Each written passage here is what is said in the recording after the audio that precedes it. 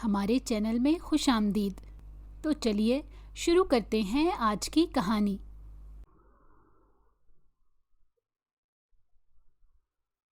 سربراہی کی کرسی سنبھالے وہ گہری سوچ میں گم تھے۔ اپنے خاندان کی جائیداد انہیں خونی رشتوں سے بھی زیادہ پیاری تھی۔ اب اچانک اپنی پوتی کی آمد انہیں بڑا فیصلہ لینے پر مجبور کر رہی تھی۔ اس زمین کو کسی صورت وہ بیچنے کو تیار نہ تھے۔ پورے گاؤں میں بھرم بھی تو رکھنا تھا کہ بیٹیوں کو ایسا کوئی حق حاصل نہیں ہے۔ مسٹر ابراہیم بخش بغیر اجازت کے وہ ان کے کمرے میں روبرو کھڑی تھی۔ اس کی ماں کو اور اسے کبھی اس حویلی میں وہ مقام اور مرتبہ حاصل نہیں ہو سکا تھا۔ تمیز سے لڑکی، آج تک کسی نے جرأت نہ کی تھی کہ وہ انہیں اس طرح مخاطب کر سکے، لیکن سامنے کھڑی لڑکی اس کا صبر آزما رہی تھی۔ انسان کو کام ہی ایسے نہیں کرنے چاہیے کہ اگلا بدتمیزی پر اتر آئے۔ اس کی کینچی کی طرح چلتی زبان کو سارا خاندان سن کر حیران تھا۔ وہاں تو آج تک وہی فرسودہ روایات تھی کہ بیٹیوں کو زندہ دفن کر دیا جاتا تھا، بیٹوں کو گدی نشین بنا دیتے تھے۔ گستاخ! آج ان کے مقابل ان کی پوتی کھڑی ہو گئی تھی تو انہیں برا لگ رہا تھا۔ بھلا کیسے وہ عورت کی برابری کو تسلیم کر سکتے تھے؟ آپ سے میں کوئی بحث کرنے نہیں آئی ہوں، بلکہ اپنا جائز حق بیچنے آئی تھی۔ فائزہ کو اپنی ماں کے علاج کے لیے اچھی خاصی رقم درکار تھی۔ وہ چاہتی تو بغیر ان کی اجازت کے ساری کارروائی کر سکتی تھی، لیکن اسے اپنے دادا کی پاور کا اچھے سے اندازہ تھا۔ اس غیر عورت کے لیے ہم اپنی جائیداد تمہیں بیچنے نہیں دیں گے۔ انگریز لڑکی جو ان کے بیٹے کی محبت میں اسلام قبول کر چکی تھی، لیکن آج تک فہیم صاحب کے گھر والوں نے انہیں قبول نہیں کیا تھا۔ اسے غیر مسلم کا لقب ہی دیا جاتا تھا۔ فائزہ کو بھی اپنی زندگی میں کبھی ددیال کا پیار نصیب نہیں ہوا۔ اس کی پہلی غلطی یہ تھی کہ اس کی ماں انگریز تھی، اور دوسری غلطی یہ تھی کہ وہ خود ایک لڑکی تھی۔ اگر لڑکا ہوتی تو شاید اس کے دادا اسے سینے سے لگا ہی لیتے، لیکن پرواہ بھی کسے تھی؟ وہ غیر عورت آپ کے بیٹے کی بیوی ہے اور اس کی نسل کی امین ہے۔ جیسے فائزہ نے اپنی ماں کی اہمیت کا بتایا، اس وقت وہ کوئی بحث کر کے وقت ضائع نہیں کرنا چاہتی تھی، تبھی تو معاملات بعد سے طے کرنے کا سوچ رہی تھی۔ وہ جانتی نہیں تھے کہ ابراہیم بخش اس کی سوچ سے بھی زیادہ تیز انسان ہے۔ ہمیں تم سے یا تمہاری ماں سے کوئی سروکار نہیں۔ چند لمحے کو وہ اپنی پوتی کو ستائش سے دیکھنے لگے۔ آنکھوں میں آنکھیں ڈال کر بات کرنے سے وہ ذرا نہیں گھبراتی تھی۔ میں قانون سے مطالبہ کروں گی کہ آپ لوگ مجھ پر ناجائز پابندی لگا رہے ہیں۔ بھلا وہ کیا بتا نہیں سکتے کہ یہاں کے قانون اس کی مدد کرے گا؟ اس متعلق ہم سوچیں گے۔ فائزہ کو یقین نہ آیا کہ اس نے اپنی جنگ جیت لی ہے۔ اپنی ماں کو وہ جا کر بتانا چاہتی تھی کہ اگر اپنے حق کے لیے لڑا جائے تو جنگ جیتی جا سکتی ہے۔ والد کے مرنے کے بعد اس کی ماں نے ساری زندگی خود کما کر اسے کھلایا تھا۔ اس کی پرورش میں کبھی کوئی کمی نہیں چھوڑی تھی۔ اسے تو کبھی محسوس بھی نہ ہوا کہ اس کی ماں کبھی غیر مسلم بھی تھی۔ ٹھیک ہے، آپ کے پاس کل تک کا وقت ہے۔ کل کی آئی لڑکی انہیں وقت کا بتائے گی۔ حویلی کی بڑی بہو اور نوکرانیاں اس لڑکی کو دیکھ کر ایک دوسرے کے کانوں میں باتیں کرنے لگی، لیکن فائزہ کو کسی سے کوئی سروکار نہیں تھا۔ پتہ نہیں مسلمان بھی ہے یا نہیں۔ آریان کی ماں نے تیز نگاہوں سے اس کا جائزہ لیا، کیونکہ جانتی تھی کہ یہ حسن اور غرور جلد ہی ابراہیم بخش کو مجبور کر دے گا کہ اس لڑکی کو قید کر لیا جائے۔ انہیں تو اپنے بیٹے کی فکر تھی جس کے لیے وہ اپنی بہن کی بیٹی کو لانا چاہتی تھی۔ اب اگر ابراہیم بخش نے یہ فیصلہ سنا دیا کہ یہ یہودی عورت کی بیٹی ان کی بہو بنے گی تو وہ کچھ بھی نہ کر سکیں گی۔ پہلے کون سا یہاں حویلی میں کبھی عورتوں کی چلی ہے؟ وہ بس یہاں 2 دن کے لیے آئی تھی۔ کوئی اس بارے میں کیا سوچتا ہے اسے اس چیز سے کوئی غرض نہ تھی۔ ابراہیم بخش گاؤں کے بڑے وڈیرے تھے۔ آج بھی گاؤں میں وہی فرسودہ نظام تھا کہ بیٹی اگر گھر سے بھاگ جائے تو کنیز بنا کر وڈیروں کو پیش کر دو، پھر چاہے وہ اس کے ساتھ کیا سلوک کرتے رہیں، اور اگر بیٹے سے یہی غلطی ہو جائے تو یہ کہہ کر معاف کر دو کہ جوان خون ہے، بہک گیا تھا۔ ابراہیم بخش کی 2 اولادیں تھیں۔ انہیں اس بات پر بڑا مان تھا کہ ان کے گھر 2 بیٹے ہوئے ہیں۔ بڑے بیٹے کی نسبت فہیم ہمیشہ ان کے دل کے قریب رہا تھا۔ پڑھائی لکھائی کے لیے دوسرے شہر گئے اور اپنا خرچہ خود اٹھایا۔ ابراہیم بخش چاہتے تھے کہ بڑے بیٹے کے بجائے ان کی زمینوں کے اگلے گدی نشین بنا دیں گے۔ فہیم کو بالکل بھی ان روایات میں کوئی دلچسپی نہ تھی۔ وہ تو کئی بار ابراہیم بخش سے کہہ بھی چکے تھے کہ آپ کو ان روایات پر نظر ثانی کرنے کی ضرورت ہے۔ گاؤں کے لوگ آنکھیں بند کر کے آپ کی ہر بات ماننے پر تیار ہو جاتے ہیں۔ اب آپ کو ان لوگوں کا مستقبل سنوارنا چاہیے۔ ابراہیم بخش پاگل تو نہ تھے کہ لوگوں کو پڑھائی لکھائی کا اختیار دے دیں تاکہ ان کا راج ختم ہو جائے۔ فہیم پڑھائی کے سلسلے میں ملک سے باہر جا چکے تھے۔ ابراہیم بخش پوری طرح تیار تھے کہ یہ ساری زمینیں وہ اپنے چھوٹے بیٹے کے سپرد کر دیں گے اور گاؤں میں آگے اس کو سرپنچ کی سیٹ پر بٹھا دیا جائے گا۔ ان کا بڑا بیٹا سارا دن رنگین طبیعت کی وجہ سے کوٹھے پر پیسہ لوٹاتا رہتا تھا، گاؤں کی باندیوں کو بھی نہیں چھوڑا تھا۔ اگر وہ اسے رکھوالا بناتے تو معاملات ہاتھ سے نکل جانے تھے۔ فہیم جب پڑھائی کر کے باہر سے آیا تھا تو اس کے ساتھ ایک وجود اور بھی تھا۔ کیا تم ابراہیم بخش کی روایات سے واقف نہیں ہو؟ اپنے لاڈلے بیٹے کی اس حرکت پر وہ برہم ہو چکے تھے۔ انہوں نے کھڑے کھڑے فیصلہ سنا دیا۔ اگر اس زمین و جائیداد پر راج کرنا ہے تو اپنی بیگم کو طلاق دینی ہوگی۔ ایسی عورت ان کی نسل کیا آگے بڑھائے گی؟ ان روایات سے آج تک کسی کا بھلا نہیں ہوا۔ آپ کیا چاہتے ہیں کہ میں اپنی بیوی کو اس راستے میں تنہا چھوڑ دوں؟ آپ کو چاہیے اپنے بیٹے کی خواہش کو سمجھ کر اپنی بہو کو اپنا لیں۔ مسز فہیم تو ڈر چکی تھیں۔ ان کا خیال تھا کہ ابراہیم بخش ناراض ضرور ہوں گے، لیکن فہیم انہیں منا لے گا۔ اس کھیل میں اگر کسی کا فائدہ ہو رہا تھا تو وہ ابراہیم بخش کے بڑے بیٹے تھے، جو شروع سے یہی چاہتے تھے کہ اس کا باپ اس پر بھروسہ کرے اور سرپنچ کی سیٹ اس سے مل جائے۔ ہم تمہیں سرپنچ بنانے والے تھے، ساری زندگی تم پر اتنا پیسہ برباد کیا اور تم ہمیں اب بتاؤ گے؟ غصے سے وہ تل ملا گئے۔ جس زمین کو زرخیز کرنے میں انہوں نے ساری عمر لگا دی، اب اس زمین کا مالی ہی بدل گیا۔ مجھے جائیداد میں کوئی دلچسپی نہیں، میں تو آپ سے محبت کرتا ہوں۔ میں چاہتا ہوں کہ آپ مجھے اور میری بیوی کو قبول کریں۔ اپنے باپ کے خلاف وہ جانا نہیں چاہتے تھے، لیکن ان کی محبت جو اپنا سب کچھ چھوڑ کر ان کے ساتھ چلی آئی تھی، اسے کیسے مایوس کر دیتے؟ ہمارے اصول کسی کے لیے نہیں بدلیں گے۔ تم ہمارے بیٹے ضرور ہو، لیکن اس گاؤں کے ہر فرد پر ایک جیسا حکم لاگو ہوگا۔ ایک آگ ان کے سینے پر بھڑک اٹھی تھی۔ ان کا لاڈلا بیٹا آنکھوں کے سامنے سے اپنی بیوی کا ہاتھ پکڑ کر حویلی کی دہلیز کو پار کر چکا تھا۔ اس بات کا غم وہ سینے سے لگا کر بیٹھ گئے تھے اور انہوں نے اعلان کر دیا تھا کہ جب تک وہ حیات ہیں اپنی زندگی میں سرپنچ کی سیٹ کسی کو بھی نہیں دیں گے۔ بڑے بیٹے کا تو خون ہی کھول گیا۔ حویلی میں فہیم یا اس کی بیگم کے بارے میں بات کرنا بھی جرم سمجھا جاتا تھا، کیونکہ ابراہیم بخش نے اسے ایسے سمجھ لیا تھا جیسے وہ ان کے وجود کا حصہ ہی نہ ہو۔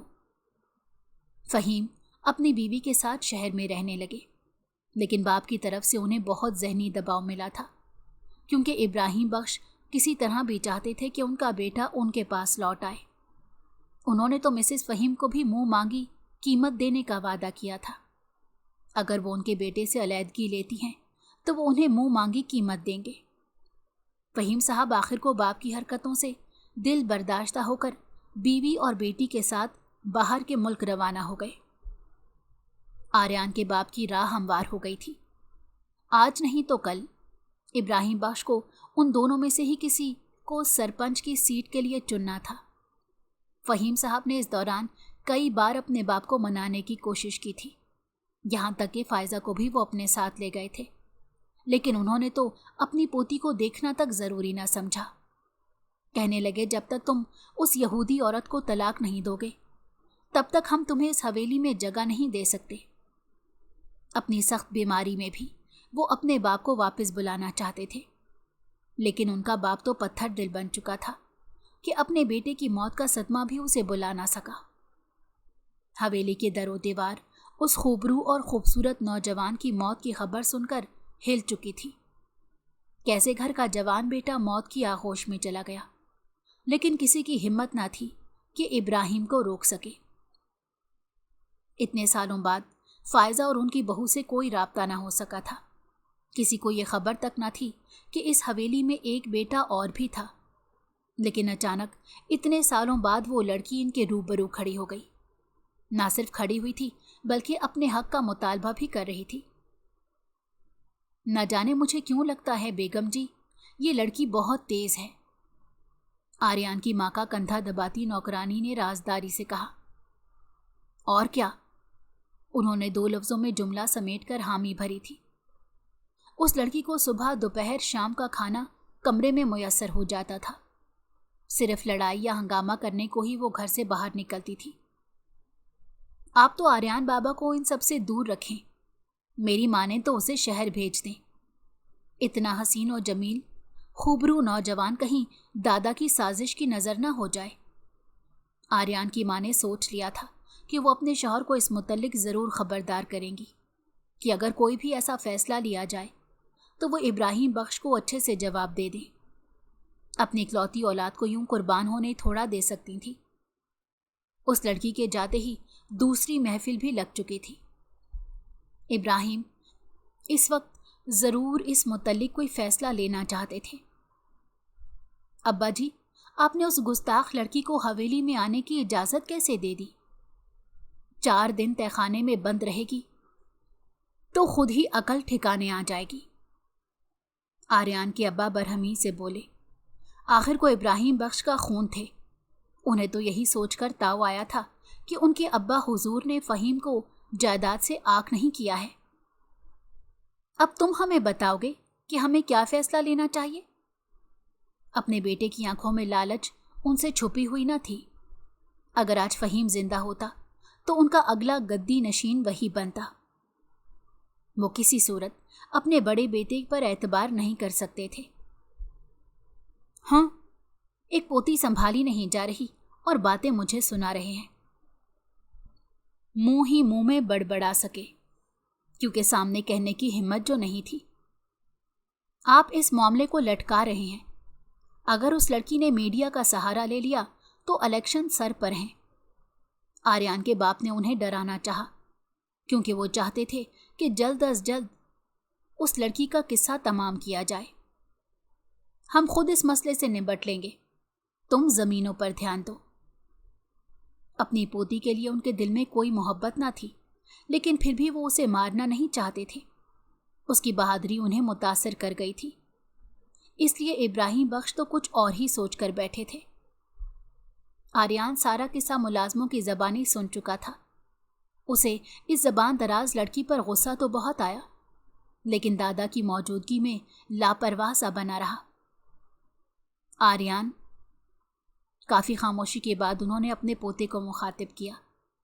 अपने बाप दादा की बहस में वो ऐसे खामोश था जैसे वो वहाँ मौजूद ही ना हो। जी दादा, आखिर को उस लड़की को मिलना ज़रूर चाहता था, जिसमें इतनी हिम्मत आ गई कि 2 दिन में हवेली के दरो दीवार तक हिला चुकी थी। हम चाहते हैं कि तुम उस लड़की से इन कागजात पर साइन ले लो। जायदाद के कागजात वो उनके सामने फेंक चुके थे। आर्यान की माँ के कान खड़े हुए। वो आखिर को देखना चाहती थी कि इन कागजात में ऐसा क्या लिखा है। पर दादा, भला वो इस लड़की से कैसे साइन करवा सकता था? उन दोनों के कौन से दोस्ताना मरासिम थे? खानदान की बेटी है, बात घर से बाहर नहीं जानी चाहिए। अगर कोई बात ना माने तो धमकी देकर काबू कर लेना। आर्यान बैठे बिठाए मुसीबत में पड़ चुका था। वो तो भला इस लड़की की जात का क्या ही करता। یونیورسٹی میں اس کے ارد گرد لڑکیوں کا جھنڈ بنا رہتا تھا، لیکن اس نے کبھی کسی کو نظر اٹھا کر نہیں دیکھا تھا، یا یہ کہا جائے کہ آج تک کوئی ایسی لڑکی پیدا ہی نہیں ہوئی تھی جو آریان بخش کو قبول کر سکے۔ آریان کی ماں نے اپنے شوہر کو دیکھا جو نظر بچا کر کمرے سے نکل چکے تھے، کیونکہ ان کی نظر میں ایسا کچھ بھی غلط نہ ہوا تھا۔ اگر آریان اس پر سائن کروا لیتا تو یہ ساری زمین آریان کے نام ہو جاتی۔ فائدہ تو آخر کو ان کا ہی ہو رہا تھا۔ وہ مرد تھے، جانتے تھے کہ ایک سے زیادہ شادیاں بھی کر سکتے ہیں۔ اگر ان کے بیٹے کو 4 دن کی رنگینی مل ہی رہی تھی تو وہ بھلا کیوں اس میں ویلن بنتے؟ جی دادا اتنا کہہ کر جا چکا تھا۔ اس لڑکی پر بلا وجہ کا غصہ آیا تھا۔ نہ جانے اس کے چچا کی بیٹی باہر کے ملک میں رہ کر خود کو کیا سمجھ بیٹھی تھی کہ یہاں ابراہیم بخش کی طاقت کا اندازہ لگائے بغیر اپنی زمین کا مطالبہ کرنے آ گئی تھی۔ جیسے ہی باہر نکلا اس کا ٹکراؤ فائزہ سے ہوا۔ 2 پل کے لیے اسے دیکھ کر وہ اپنی جگہ جم سا گیا تھا۔ یوں آنکھیں پھاڑ کر کیا دیکھ رہے ہو؟ کبھی حسین لڑکی نہیں دیکھی؟ بدتمیزی سے بولتی وہ دوبارہ سے ابراہیم بخش کے کمرے میں جا چکی تھی۔ آریان کا پارا ہائی ہونے لگا تھا۔ آج تک کسی لڑکی نے اسے اس لہجے میں بات نہیں کی تھی۔ اسے اس لڑکی کی تربیت پر واقعی شک ہوا تھا کہ وہ جس لہجے میں اپنے تایا اور دادا سے بات کر رہی تھی۔ آریان اس مورتی کو اٹھا کر تہہ خانے میں ڈال چکا تھا۔ گویا اس کی قربت میں خود کو محسوس کیا جیسے پیاسا کنویں کے پاس آ جائے اور پھر بغیر بوند چکھے واپس لوٹ جائے۔ رات وہ اپنے بستر پر سوئی تھی، لیکن صبح ہوتے ہی اس نے خود کو تہہ خانے میں قید پایا تھا۔ اسے یہاں کون قید کر کے گیا اس کا اسے بھی اندازہ نہیں تھا۔ کچھ دیر بعد ریشما نے اسے بتایا کہ ابراہیم بخش نے اسے قابو کرنے کی ذمہ داری اپنے پوتے آریان بخش کو دے رکھی ہے۔ یہاں کے مردوں سے نفرت کا گراف مزید بڑھ چکا تھا۔ وہ سوچ بھی نہیں سکتی تھی کہ اس کے خاندان والے ہی اس کو باپ کے مرنے کے بعد یوں ذلیل کریں گے۔ دماغ مفلوج ہو چکا تھا۔ وہ کچھ بھی سوچنا نہیں چاہتی تھی۔ صبح سے شام ہونے کو آئی تھی۔ وہ ظالم اسے اس قید خانے میں بند کر کے جا چکا تھا جہاں سورج دیکھنا بھی نصیب میں نہیں تھا۔ ریشما اسے کئی بار کھانے کا پوچھ کر جا چکی تھی، کیونکہ آریان نے سختی سے حکم دیا تھا کہ فائزہ کو بھوکا نہ رکھا جائے۔ وہ تو صرف اپنی ماں کی جان بچانا چاہتی تھی۔ اسے ان ظالم حویلی والوں سے کچھ نہیں چاہیے تھا۔ یہاں آنے سے پہلے اس کی ماں نے اسے کتنا منع کیا تھا کہ وہ کسی بھی صورت حویلی میں نہیں جائے گی۔ چھوٹی بی بی، آپ ان حویلی والوں کو جانتی نہیں ہیں، ورنہ آپ یہاں کبھی نہ آتی۔ ریشما کو اس نازک سی لڑکی سے ہمدردی محسوس ہوئی۔ یہاں کے محل میں پیدا ہونے والی بیٹیوں کے بھی بھلا کیا ہی نصیب ہوتے ہیں۔ اس سے بہتر تھا کہ وہ کسی غریب کے گھر پیدا ہو جائیں۔ میری ماں مر جائے گی۔ ریشما کو اپنا ہمدرد جان کر وہ سسکنے لگی تھی۔ آپ یہاں سے بھاگ جائیں، کیونکہ یہ لوگ آپ کو جائیداد کبھی نہیں دیں گے۔ کیا وہ ابراہیم بخش کو جانتی نہیں تھی کہ وہ کس کماش کے انسان ہیں؟ آج کل وہ فائزہ کو ٹھکانے لگانے کا سوچ رہے تھے۔ ان سے سب سے بڑی غلطی یہ ہوئی تھی کہ لفظی طور پر تو وہ فہیم کو آگ کر چکے تھے، لیکن کاغذات میں ابھی بھی ان کا حصہ باقی تھا، جو ان کی موت کے بعد فائزہ کے نام ہو چکا تھا۔ امی، وہ اپنے زخموں کو رسنے کے لیے چھوڑ چکی تھی۔ آخر کو دیکھنا چاہتی تھی کہ اس کے ددیال والے اسے کیسی موت دیتے ہیں۔ بھاگنے کی ہمت ہڈیوں میں نہیں بچی تھی۔ میں نے یہاں کا نمک کھایا ہے بی بی، لیکن آپ کی خاطر میں وہ بھی حرام کر دوں۔ چلیں کھانا کھائیں، میں آپ کو پچھلے راستے سے نکال دیتی ہوں۔ وہ بھلا صرف سمجھا ہی سکتی تھی، یہ ضدی لڑکی نے ماننا تو تھا نہیں۔ میری ماں زندگی اور موت کی کشمکش میں ہے۔ یہاں اگر میرے ٹکڑے بھی کر دیے جائیں تب بھی میں اپنا حصہ لیے بغیر نہیں جاؤں گی۔ آریان بخش اسے ابراہیم بخش جیسا ظالم ہی لگا تھا۔ اسے اس سے کسی اچھے کی امید نہیں تھی۔ اپنے دل کو مضبوط کر کے وہ خود کو تیار کر چکی تھی۔ ریشما، تم جاؤ۔ یونیورسٹی کے ہنگامے میں وہ یہ بھول گیا تھا کہ چچا زاد کزن اس کی اس پنجرے میں قید ہے۔ اس لڑکی کو دیکھتے ہی وہ مبہوت ہو چکا تھا۔ پہلی بار کسی نے آریان بخش کو اپنی طرف متوجہ کیا تھا۔ اس کی خوبصورتی اور آنکھوں کی معصومیت آریان بخش کو دیوانہ بنا چکی تھی۔ تم شکل سے کافی پڑھے لکھے معلوم ہوتے ہو، کیا تمہیں قرآن کی تعلیم کے بارے میں علم نہیں ہے کہ بیٹیوں کو ان کا حق دینا چاہیے؟ کہنے کو تو یہاں کے لوگ اس کی ماں کو یہودی کہہ کر پکارتے تھے، لیکن اتنا نہیں جانتے تھے کہ اس کی ماں ان سے زیادہ دین کا علم رکھتی ہیں۔ وہ لوگ بھلا کون ہوتے تھے اس کی ماں کو جج کرنے والے؟ یہاں قانون اور قرآن کی بات نہیں چلتی، یہاں کے لوگ صرف اپنی چلانے کے ماہر ہیں۔ وہ اسے باخبر رکھنا چاہتا تھا کہ اس کے ساتھ یہاں کیسا سلوک ہوگا۔ ان پر سائن کرو۔ ریشما کل رات سے اس تہہ خانے میں بند تھی اور اب اس کا آریان اس کے سامنے کھڑا اسے پیپر سائن کرنے کا کہہ رہا تھا۔ یہ کس چیز کے پیپرز ہیں اور آپ نے مجھے کیوں قید کیا ہے؟ وہ غصے اور حیرت سے چیخی تو آریان غصے سے اسے گھورنے لگا۔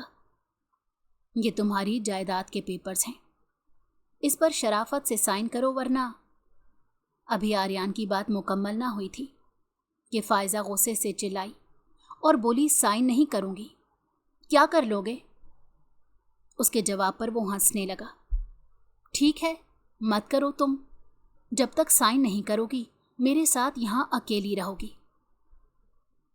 اور تم نے پرسوں سب کے سامنے خود ہی تو کہا تھا میں تم پر غلط نظر رکھتا ہوں۔ یہ کہتے وہ فائزہ کے گالوں کو چھوا۔ وہ یوں پیچھے ہٹی جیسے کسی اچھوت نے چھو لیا ہو۔ آریان کا دل بار بار بغاوت پر اتر رہا تھا۔ کل تک جو کام اسے بوجھ لگنے لگا تھا اب سامنے والی کو دیکھ کر مزہ آ رہا تھا۔ وہ چاہتا تو ابھی اسی وقت سارا کا سارا غرور پاش پاش کر سکتا تھا، لیکن فائزہ بخش اس گھر کی پوتی تھی۔ اپنے گھر کی عزت پر وہ گندی نگاہ کیسے ڈال سکتا تھا؟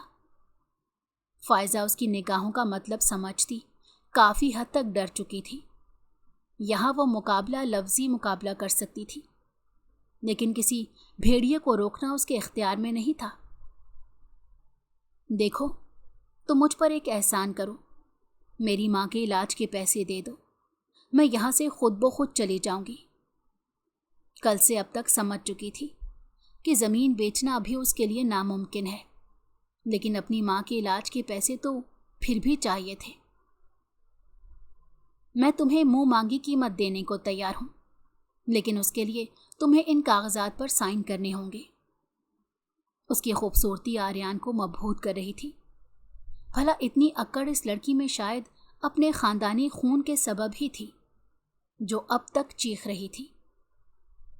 میں کیسے اپنے باپ کا جائز حق تم لوگوں کی جھولی میں ڈال دوں؟ ضد کرنا اکثر انسان کو بھاری پڑ جاتا ہے۔ یہی حال فائزہ کا ہونے والا تھا۔ اگر تم نے سائن نہ کیا تو یقین جانو کچھ دن میں تمہارے باپ کے برابر تمہاری ماں کی قبر ہوگی۔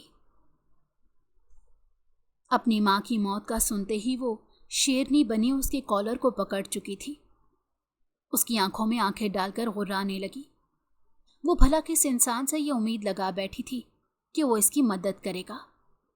یہ ابراہیم بخش کا پوتا تھا، اس کی عزت کو خاک میں ملانے میں 2 منٹ نہیں لگائے گا۔ تم میرے ساتھ ایسا نہیں کر سکتے ہو، مجھ سے اچھے کی امید مت رکھو، میں کچھ بھی کرنے کو تیار ہوں۔ اب کس ظالم کو زمین چاہیے تھی؟ اسے تو فائزہ بخش کو اپنی دسترس میں لینا تھا۔ تب تو منٹوں میں بازی پلٹی۔ میں تمہیں یہاں سے آزاد بھی کرا دوں گا اور تمہاری ماں کا علاج بھی ہو جائے گا، لیکن اس کے لیے تمہیں میری ایک شرط ماننی ہوگی۔ وہ آدمی چاہتا تھا کہ وہ اس کی شرط مانے۔ وہ بھلا اس شخص پر کیسے اعتبار کر سکتی تھی، لیکن اس کے علاوہ کوئی راستہ نہیں تھا۔ کیسی شرط؟ وہ شرط آسان نہیں ہو سکتی تھی۔ مجھ سے نکاح۔ فائزہ کیا دودھ پیتی بچی تھی کیا وہ جانتی نہیں تھی کہ نکاح کے بعد وہ اس سے ساری جائیداد لینے کا اختیار رکھتا ہے؟ ابراہیم بخش کے اصولوں سے اچھے سے واقف تھی۔ شادی کے بعد ساری جائیداد اس کے شوہر کے نام ہو جاتی ہے۔ وہ اسے مہرہ بنا کر شطرنج کھیلنا چاہتا تھا۔ وہ اسے اس بازی میں ہرا سکتی تھی، لیکن اپنی ماں کی خاطر وہ نکاح کے لیے مان گئی۔ آریان کی ماں تو اپنے سینے کو پکڑ کر رونے لگی تھی۔ جس بات کا ڈر تھا آخر کو وہی ہوا تھا۔ انہوں نے ابراہیم بخش سے پہلی مرتبہ بدتمیزی کی تھی کہ وہ کسی یہودی کی بیٹی کو اپنی بہو نہیں بنائیں گی۔ ان کا احتجاج صرف احتجاج ہی رہا تھا، اور گواہوں کی موجودگی میں ابراہیم بخش نے اپنی پوتی کا نکاح آریان بخش سے کر دیا تھا، اور وہ بھی تو یہی چاہتے تھے۔ وہ کیسے اس شطرنج کی بازی کو آریان بخش کو کھیلنے کی اجازت دے سکتے تھے؟ مانا کہ انہیں اپنا پوتا بڑا عزیز تھا، لیکن پھر بھی بازیگر وہی ثابت ہوئے تھے۔ ان کی سوچ جہاں پر رکتی تھی وہاں تک کوئی سوچ بھی نہیں سکتا تھا۔ ایسے ہی انہوں نے آریان کے ذمے فائزہ بخش کی ذمہ داری نہیں لگا دی تھی۔ وہ اچھے سے واقف تھے کہ ان کے اڑیل پوتے کو کس طرح کی لگام ڈالنی ہے۔ نکاح کے بعد وہ شخص اسے اپنی ماں کے پاس لے جانے کے بجائے اپنی ضرورت پوری کرنے کا سامان بنا رہا تھا۔ اس کی قربت میں اپنے ہاتھ پاؤں چلانے کا کوئی فائدہ نہ ہوا۔ آریان بخش کو یہ غلط فہمی تھی کہ اس عورت تک رسائی حاصل کر کے وہ اس پیاس کو بجھا لے گا جو اسے دیکھتے ہی پیدا ہونے لگی تھی۔ پیاس بجھنے کے بجائے مزید چبھنے لگی تھی۔ تم ایک جھوٹے اور دھوکے باز انسان ہو۔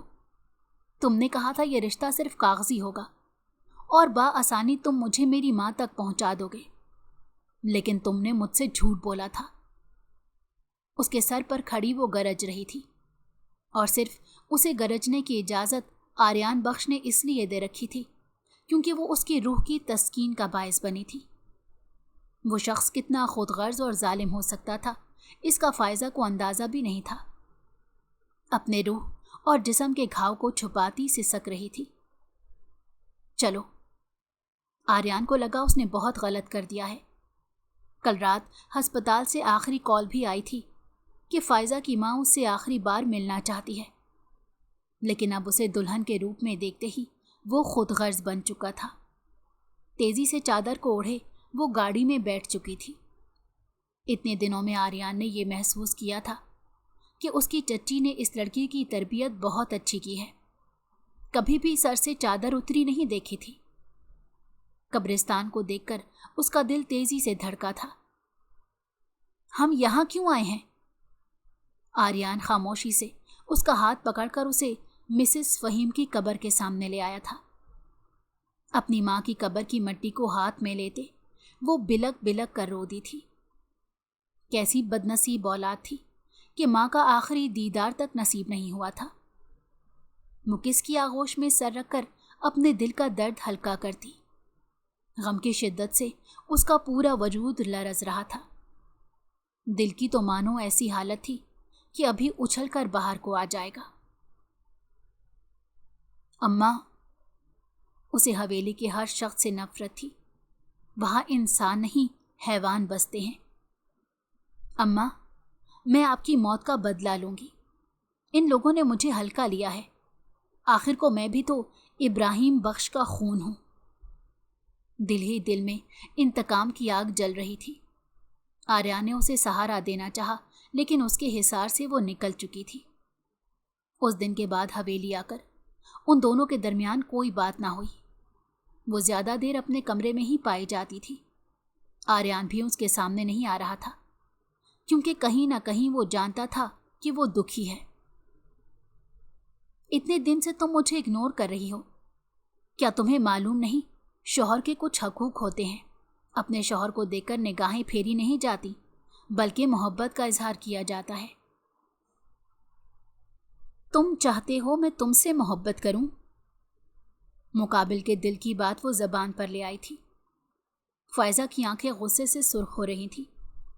اس کا بس نہ چلا کہ اپنے شوہر کو قتل کر دے۔ مقابل کے حواس سلب ہو چکے تھے۔ وہ لڑکی 2 ثانیوں کے لیے ہی صحیح लेकिन आर्यान की सोच को मफलूज कर चुकी थी। तो इसमें बुराई क्या है? वो उसे देखती मुंह खोल गई। भला इतने महलों का शहजादा इस मामूली लड़की से चाहता था कि वो इससे मोहब्बत करे। अब तो उसकी जायदाद भी वो लोग अपने नाम करवा चुके थे।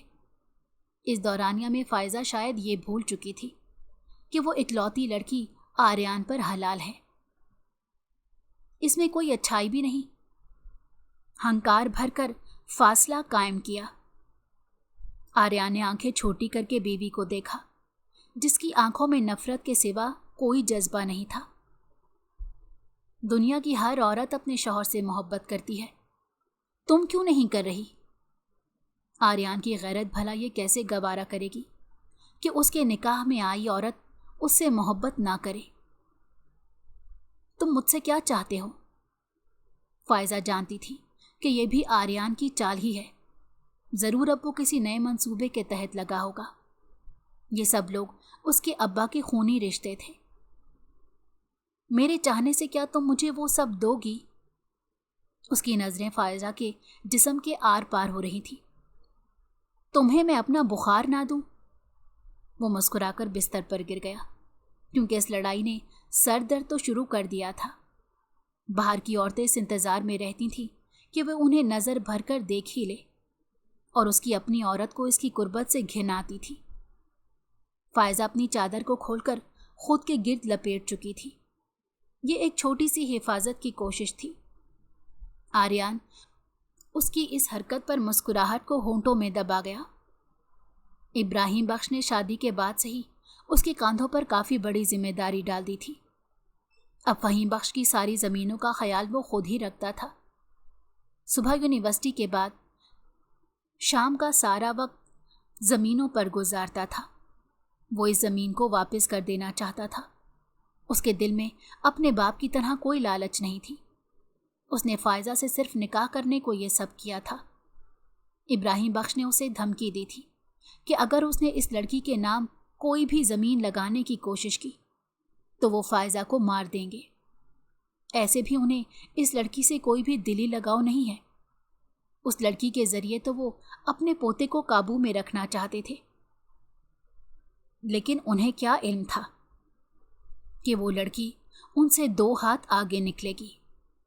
आर्यान को अपनी कोई फिक्र नहीं थी, लेकिन फायजा को उससे बचाना चाहता था।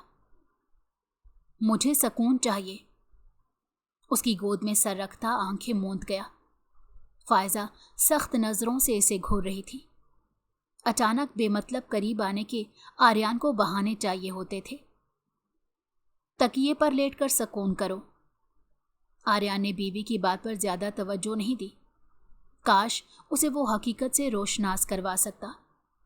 अब खुद की सफाइयां देता थक गया था। लेकिन मुझे तो अपनी बीवी की गोद में ही सुकून आता है। दूसरों का सुकून छीनकर तुम्हें कैसे सुकून मैसर आ सकता है? अपनी कनपटी को दबाते हुए मासूमियत से अपनी बीवी की जानिब देखा, जो उसके दिल के तार हिला चुकी थी। लेकिन फिर भी जालिमा उसकी किसी बात पर एतबार करने को राजी ना थी। मैं कोई बहस नहीं चाहता हूं। वो थक चुका था रोज रोज की बहस से। कभी भी फायजा ने उसकी मोहब्बत का जवाब नरमी से नहीं दिया था। उसके करीब आने पर उसे दूर होती थी, जैसे इसे कोई बीमारी हो। इसकी चुलबुली आंखें अब गुस्से से सुर्ख रहती थीं। जमीनों से थका हारा घर पहुंचा तो सामने माँ और बीवी की अदालत लगी हुई थी। बीवियां तो शौहर की थकन उतारने का सामान होती हैं, लेकिन इसकी बीवी इसे बदगुमान बहुत थी। तुमसे बेहतर बहू लाऊंगी।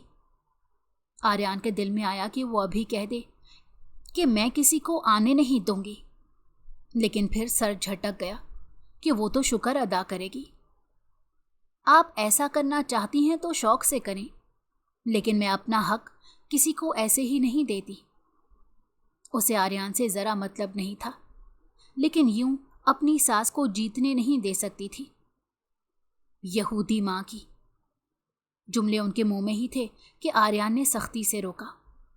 आप मेरी बीवी को ऐसे कैसे बोल सकती हैं? फायजा उन दोनों को छोड़ती कमरे में बंद हो चुकी थी। वो माँ बेटे की लड़ाई देखना नहीं चाहती थी, तुम चाहो तो मेरे हिस्से की ज़मीन भी अपने नाम करवा सकती हो। एतबार दिलाने की आखिरी कोशिश की गई ताकि वो उसे छोड़कर कभी भाग ना सके। नॉवल पढ़ती बीवी को एतबार दिलाया क्योंकि उसकी माँ हर दूसरे दिन इसकी शादी की खबर खोलकर बैठ जाती थी। फायजा के नज़दीक वो खुद ही अपनी माँ से कहता होगा, मैं इब्राहिम बख्श की ज़मीन पर थूकती हूँ।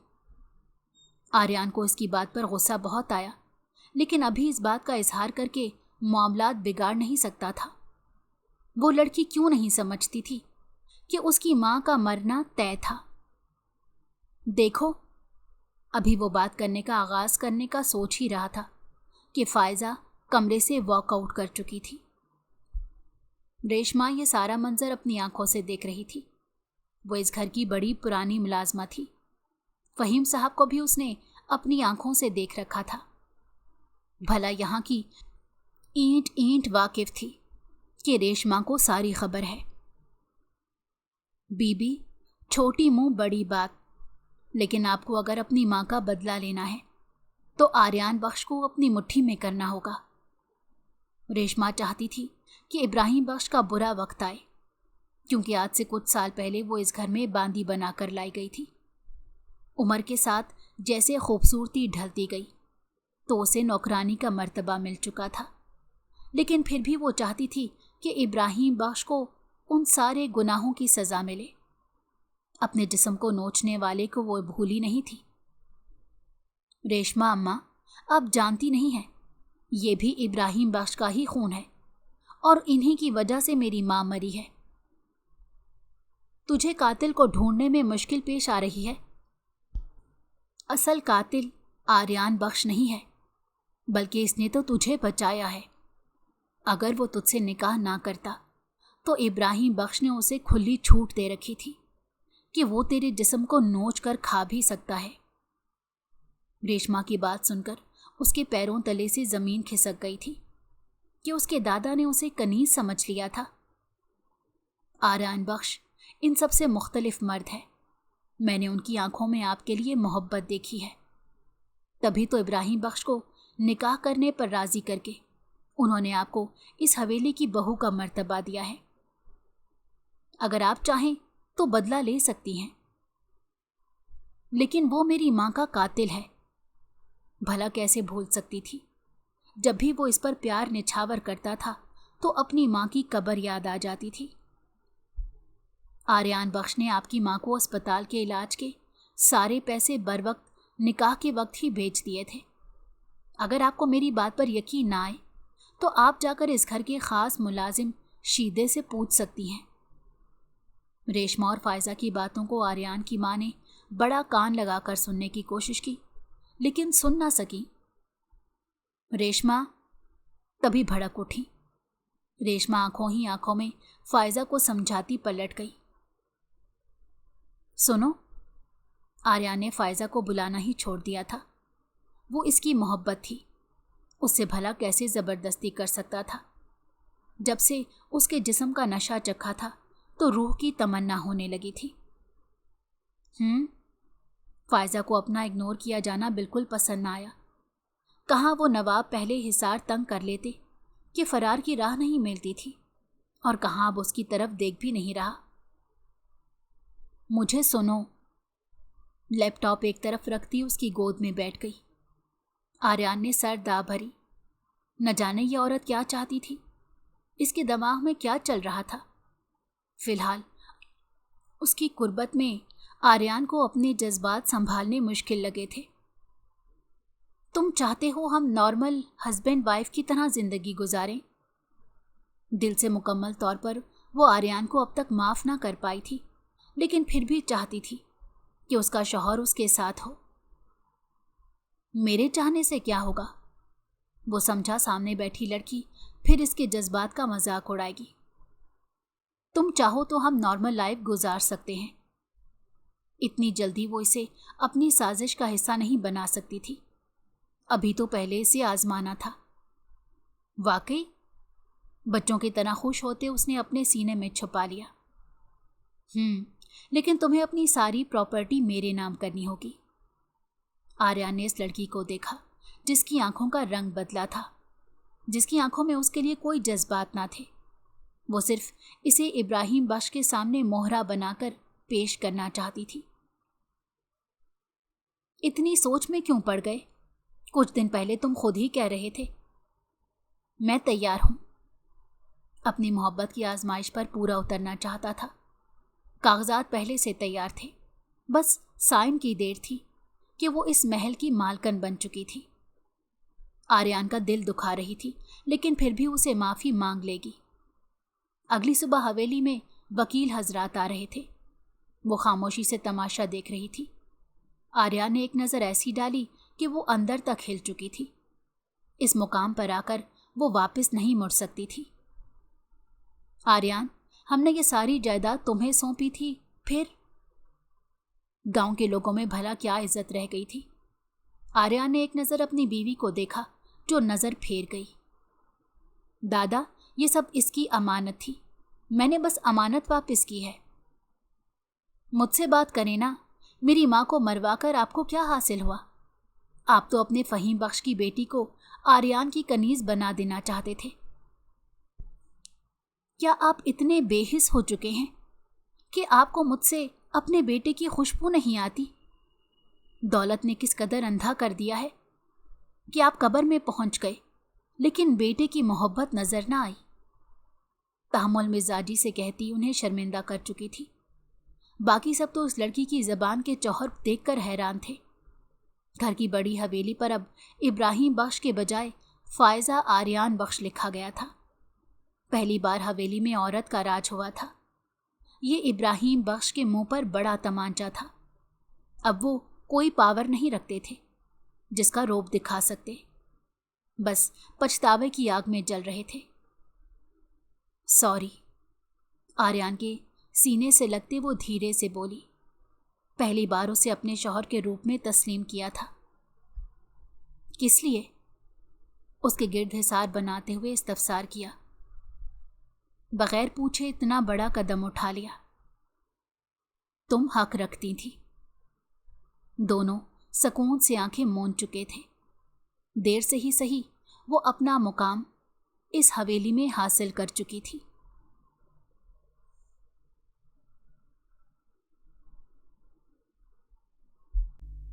अगर आपको हमारी कहानी पसंद आई हो तो हमारे चैनल को लाइक करें और सब्सक्राइब कर दें।